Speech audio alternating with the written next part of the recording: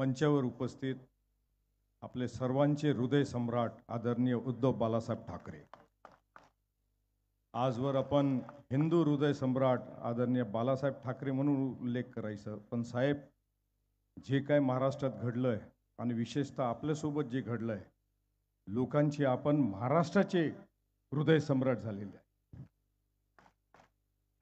आदरणीय संजय राऊत साहेब, सन्माननीय व्यासपीठ, उपस्थित सर्व बंधू भगिनींनो, ही निवडणूक राजन विचारे साहेबांची या मतदारसंघाची एकटी निवडणूक नाही, तर या देशाची घटना वाचवण्याची निवडणूक आहे।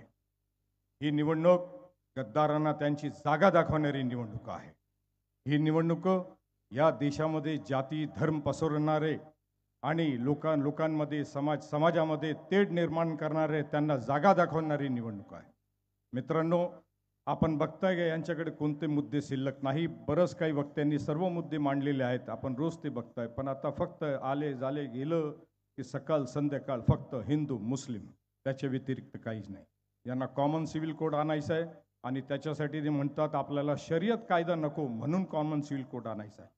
केरळमध्ये ख्रिश्चन समाज आहे, नॉर्थ ईस्टमध्ये ख्रिश्चन समाज आहे, त्या ठिकाणी त्यांचा राहणं सहन हे सगळं वेगळं आहे। आदिवासी समाजाचा हिंदू संस्कृती, प्रत्येक राज्यामध्ये प्रत्येक माणसाची संस्कृती वेगवेगळी आहे। तर ह्या सगळ्या संस्कृतींना आपल्याला संपून एक संस्कृती करता येईल ती शक्य नाही, आणि म्हणून बाबासाहेब आंबेडकरांनी या देशासाठी ती घटना बनवली आणि कॉन्स्टिट्यूशन बनवलं, ज्याच्या माध्यमातून एक मुठ त्यांनी बांधली आणि या देशाला ती घटना दिली।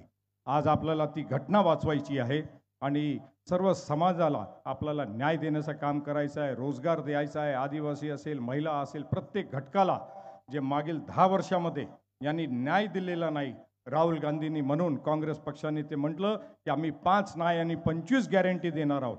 हे सांगण्याची पारी का आली? याच्याकरता आली की यांनी न्याय केलं नाही, यांनी समाजावरती देशामध्ये अन्याय केलेला आहे। मित्रांनो, 20 मेला आपल्याला राजन विचारेंना परत हॅट्रिक करून त्या ठिकाणी आपल्याला बहुमताने त्यांना निवडून द्यायचं आहे आणि मशाल चिन्हावरती आपल्याला बटन दाबायचं आहे।